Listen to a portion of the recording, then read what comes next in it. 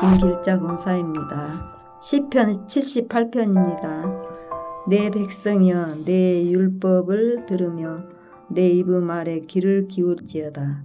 내가 입을 열어 비유로 말하며 예로부터 감추어졌던 것을 드러내려 하니 이는 우리가 들어서 아는 바요 우리의 조상들이 우리에게 전한 바라. 우리가 이를 그들의 자손에게 숨기지 아니하고 여호와의 영예와 그 능력과 그 행하신 기이한 사적을 후대에 전하리로다. 여호와께서 증거를 야곱에게 세우시며 법도를 이스라엘에게 정하시고 우리 조상들에게 명령하사 그들의 자손에게 알리라 하셨으니 이는 그들의 후대 곧 태어날 자손에게 이를 알게 하고 그들은 일어나 그들의 자손에게 일러서 그들로 그들의 소망을 하나님께 두며 하나님께서 행하신 일을 잊지 아니하고 오직 그 계명을 지켜서 그들의 조상들을 곧 완고하고 폐역하여 그들의 마음에 정직하지 못하며 그 심령이 하나님께 충성하지 아니하는 세대와 같이 되지 아니하게 하려 하심이로다. 에브라임 자손은 무기를 갖추며 활을 가졌으나 전쟁의 날에 물러갔도다. 그들이 하나님의 언약을 지키지 아니하고 그 율법 준행을 거절하며 여호와께서 행하신 것과 그들에게 보이신 그 기이한 일을 잊었도다. 옛적에 하나님이 애굽 땅 소환들에서 기이한 일을 그들의 조상들의 목전에서 행하였으되 그가 바다를 갈라 물을 무더기같이 서게 하시고 그들을 지나가게 하셨으며 낮에는 구름으로 밤에는 불빛으로 인도하셨으며 광야에서 반석을 쪼개시고 매우 깊은 곳에서 나오는 물처럼 흡족하게 마시게 하셨으며 또 바위에서 시내를 내사 물이 강같이 흐르게 하셨으니 그들은 계속해서 하나님께 범죄하여 메마른 땅에서 지존자를 배반하였도다. 그들이 그들의 탐욕대로 음식을 구하여 그들의 심중에 하나님을 시험하였으며 그뿐 아니라 하나님을 대적하여 말하기를 하나님이 광야에서 식탁을 베푸실 수 있으랴. 보라 그가 반석을 쳐서 물을 내시니 시내가 넘쳤으나 그가 능히 떡도 주시며 자기 백성을 위하여 고기도 예비하시리라 하였도다. 그러므로 여호와께서 듣고 노래하셨으며 야곱에게 불같이 노하셨고 또한 이스라엘에게 진노가 불타올랐으니 이는 하나님을 믿지 아니하며 그 구원을 의지하지 아니한 때문이로다.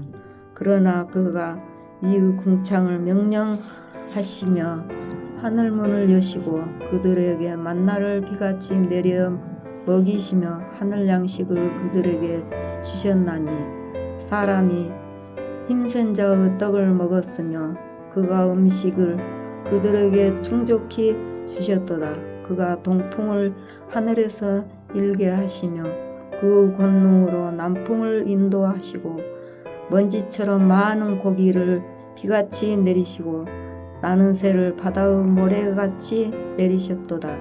그가 그것들을 그들의 진중에 떨어지게 하사 그들의 거처에 두르셨으므로 그들이 먹고 심히 배불렀나니 하나님이 그들의 원대로 그들에게 주셨도다. 그러나 그들이 그들의 욕심을 버리지 아니하여 그들의 먹을 것이 아직 그들의 입에 있을 때에 하나님이 그들에게 노여움을 나타내시고 그들 중 강한 자들을 죽이시며 이스라엘의 청년을 쳐엎드려 들이셨도다.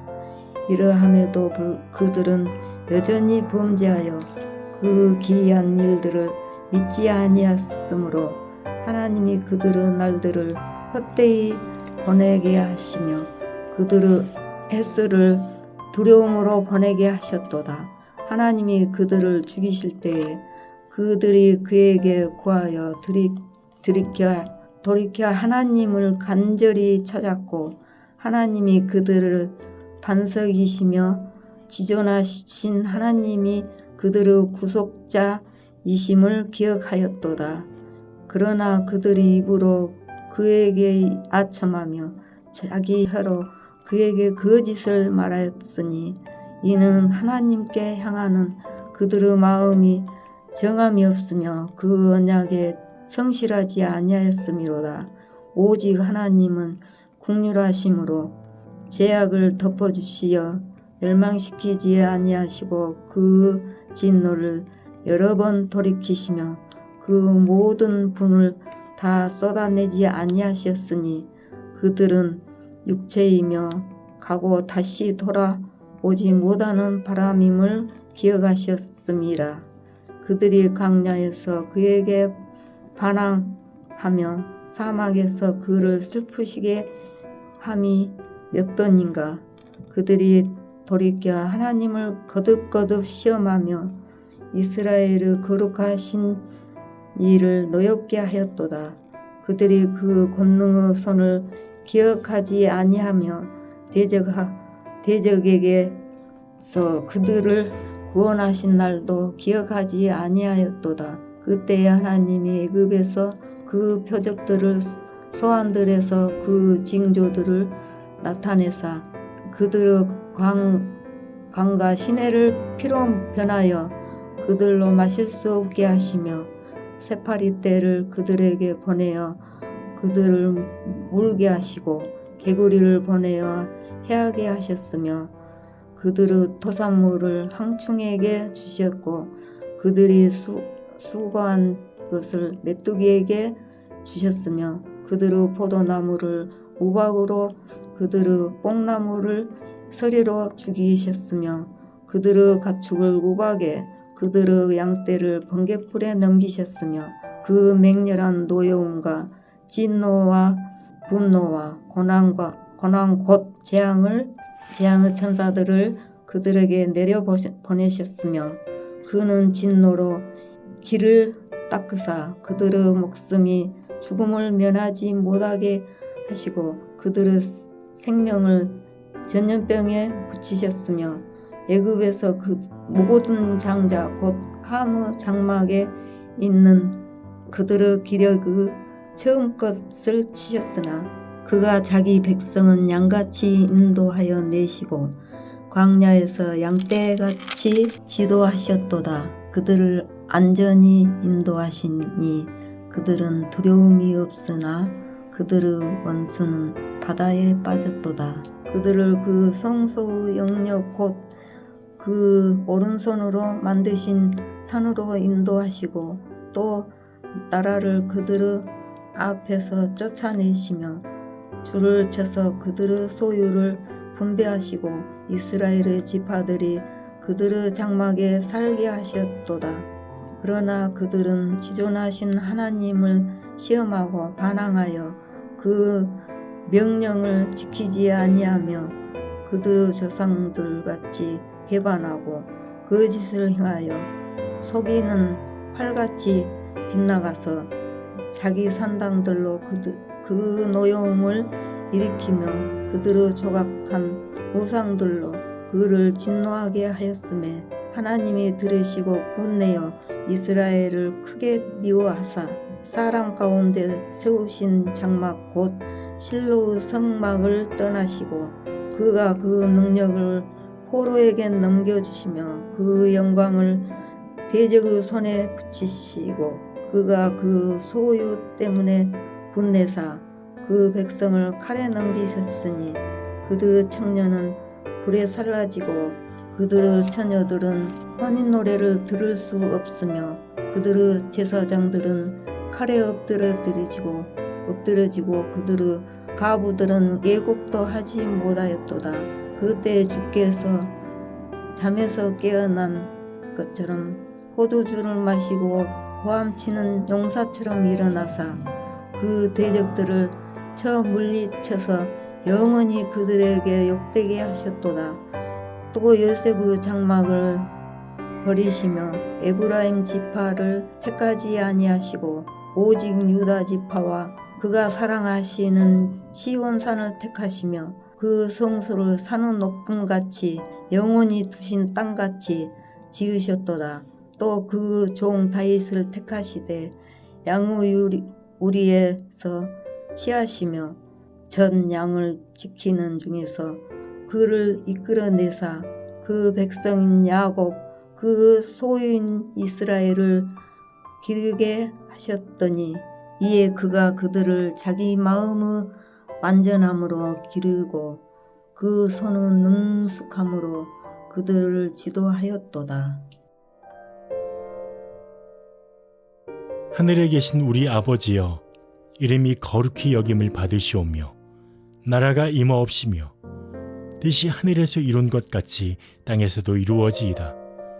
오늘날 우리에게 일용할 양식을 주옵시고 우리가 우리에게 죄 지은 자를 사하여 준 것 같이 우리 죄를 사하여 주옵시고 우리를 시험에 들게 하지 마옵시고 다만 악에서 구하옵소서. 대개 나라와 권세와 영광이 아버지께 영원히 있사옵나이다. 아멘.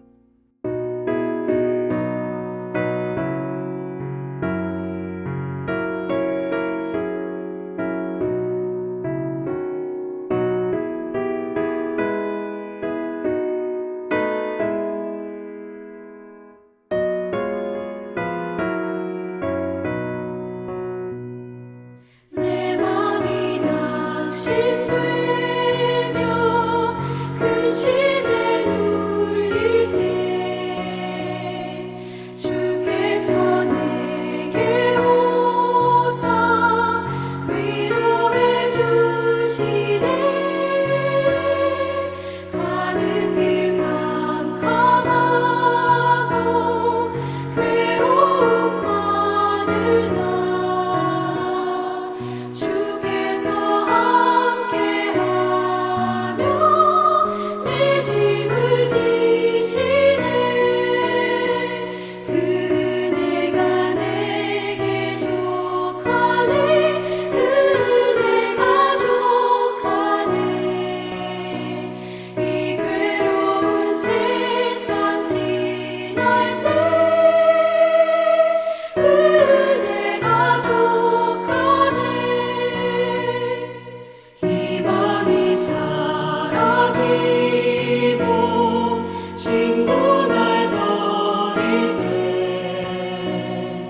주 내게 속삭이며 새 희망 주시네. 싸움이 맹렬하여 두려워 떨 때에 승리의 왕이 되신 주 음성 들리네. 그네가 내게 족하네. 그네가 족하네.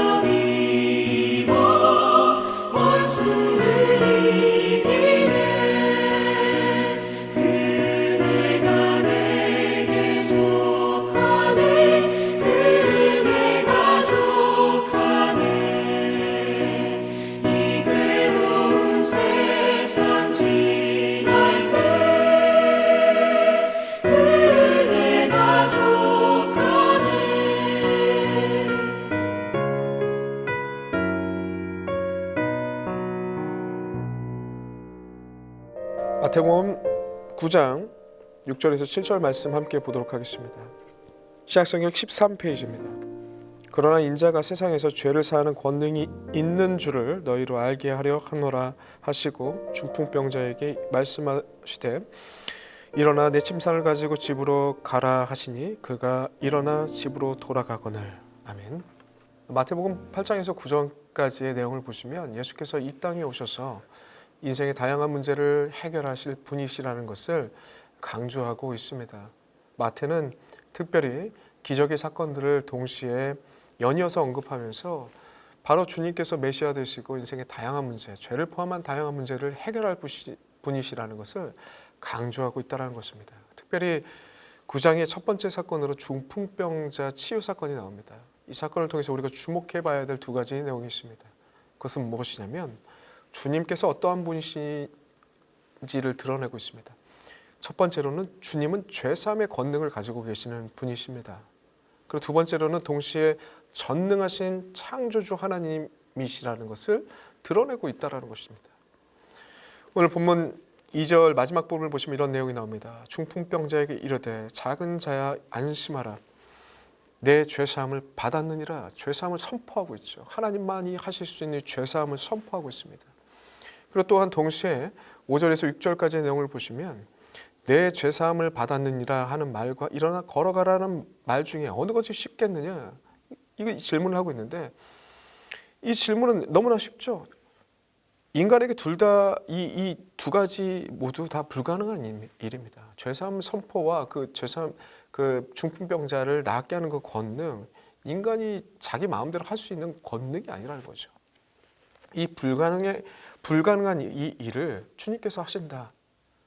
6절에 인자가 세상에서 죄를 사하는 권능이 있는 줄을 너희로 알게 하려 하시노라 하시고, 이 본문의 사건이 기록된 목적이 그대로 드러나고 있는 것이죠. 주님께서는 이 사건을 당시에 허락하신 이유, 그리고 또한 기록을 통해서 오늘날 우리에게 허락하신 이유가 무엇이냐면 알게 하시려고, 두 가지 알게 하시려고 하는 것입니다. 죄사함의 권세가 주님께 있다. 그리고 또한 전능하신 창조주 하나님의 권능이 주님께 있다라는 것이 주님께서 원하시는 바이라는 것입니다. 그 주님께서는 이것을 알게 하시고 또한 이 주님 되심을 믿고 붙잡게 하기 위해서 오늘의 본문의 말씀을 우리에게 허락하고 있다는 것입니다. 주님의 주님 되심을 알게 하고 그 주님을 믿음으로 붙잡게 하기 위해서 오늘 본문의 말씀을 허락하고 있다는 것입니다. 우리 주님께서는 죄사함의 권세뿐만 아니라 우리가 풀지 못할 인생의 다양한 문제들, 중풍병자를 포함한 우리가 풀지 못할 다양한 인생의 문제들에 대한 답을 주시는 분이시다라는 것을 알리고 계신다는 것입니다. 그렇다면 우리가 해야 될 것은 아주 간단합니다. 그에게 가면 인생에 풀지 못하는 모든 문제를 풀 수 있다. 죄사함의 문제를 풀 수 있다라는 것을 받아들이고, 그리고 믿음으로 받아들이고 그 앞에 나아가서 주님을 찾는 거죠.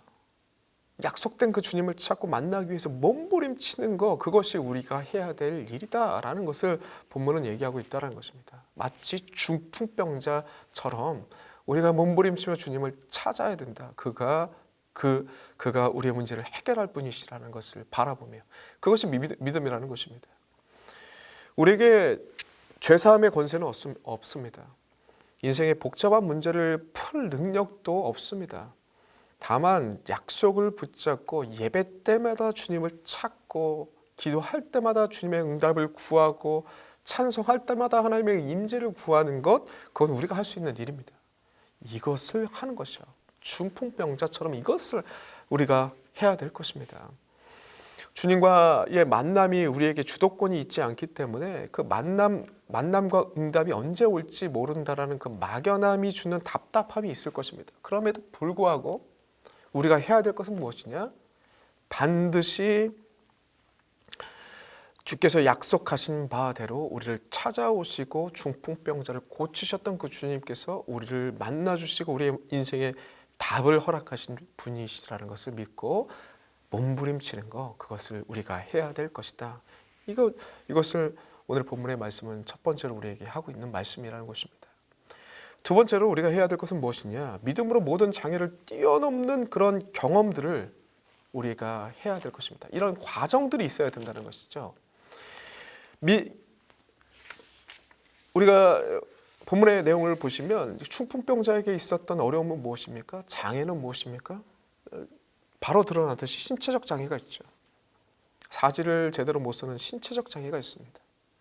두 번째로는 2절에 보시면 많은 사람들이 모여서 예수님께 가까이 갈 수 없는 그런 상황들의 그 상황적인 장애가 펼쳐져 있고, 또한 누가복음을 보니까 이 신분적인 장애도 있어요. 누가복음 5장 17절을 보니까 예수께서 당시 갈릴리 각 마을과 유대와 예루살렘에서 온 종교 지도자들을 만나는 그런 자리였습니다. 이 중풍병자는 거기에 해당되지 않죠. 바리새인도 아니고 율법사도 아니고 서기관들도 아니어가지고 그 만남의 자리, 대화의 자리에 참석하지는 못하는 그런 신분적인 장애도 있었습니다. 삼중 장애죠. 신체적 장애, 사람들이 상황적 장애, 그리고 신분의 장애.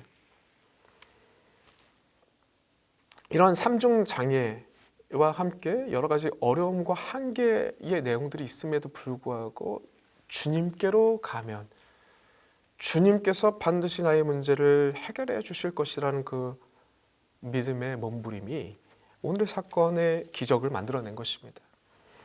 우리 믿는 자들이 이 부분을 많이 놓치는 경우들이 있습니다. 예수 믿고 천국, 예수 믿고 만사형통, 예수 믿고 축복이라는 거에 사로잡혀서 이런 구호에 초점을 맞추고 살다 보니까 과정이 생략되는 경우들이 너무 많습니다.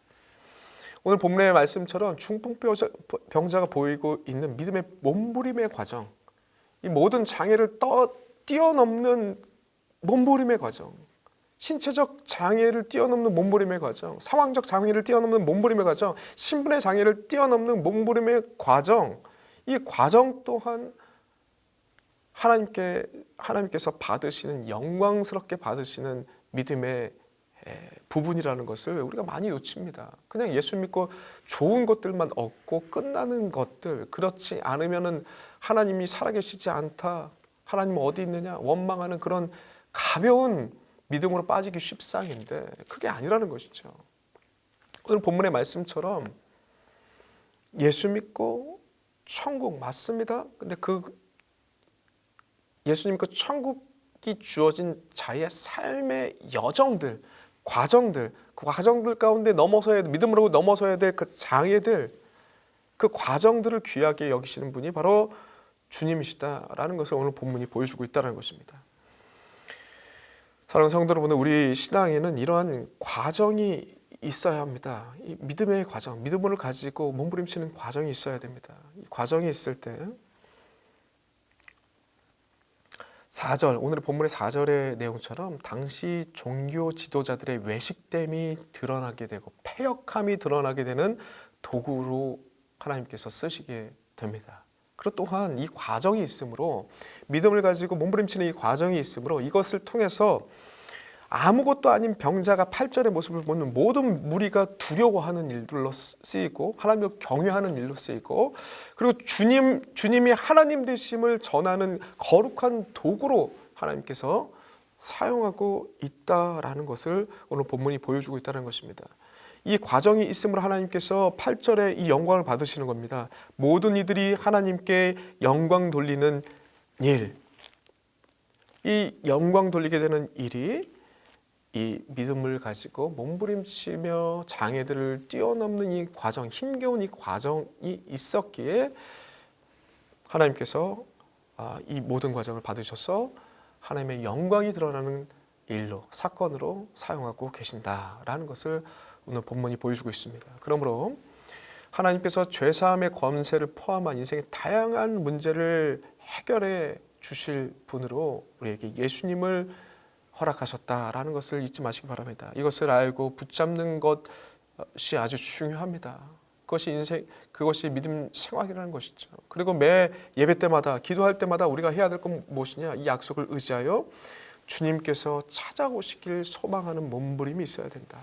두 번째로는 믿음의 믿음을 이 주께서 허락하신 이 믿음을 가지고 모든 인생의 장애들, 어려움이 따를 수도 있습니다. 오늘 본문의 중풍병자처럼 삼중고의 어려움이 따라올 수도 있습니다. 그럼에도 불구하고 이 모든 장애를 뛰어넘는, 믿음으로 뛰어넘는 이 과정을 하나님께서 받으셔서 영광스럽게 사용하십니다. 믿음의 백성들에게는 이 믿음과 믿음의 삶의 부분이 있다라는 것을 잊지 마시고, 이 믿음의 삶의 과정을 통해서 하나님께서 쓰시는 영광스러운 도구로 쓰임받는 주의 백성 되시길 간절히 소망합니다. 기도하겠습니다. 하나님, 너무나도 감사합니다. 중풍병자 이야기를 통해서 우리에게 주시는 귀하신 말씀을 살펴보았습니다. 인생의 다양한 문제들을 해결하실 분이 주님이시라는 것을 바라보고 믿음으로 저는 하나님 앞에, 주님 앞에 나아가서 인생의 모든 장애를 뛰어넘었던 중풍병자를 바라봅니다. 이 믿음의 모습과 믿음의 삶의 모습을 본받아 우리의 삶 속에서 믿음을 고백하고, 그리고 또한 믿음의 몸부림을 칠 줄 아는, 그리고 믿음을 가지고 모든 어려움들을 뛰어넘을 줄 아는 주의 백성을 될 수 있도록 인도하여 주시옵소서. 예수님의 이름으로 기도드리옵나이다. 아멘.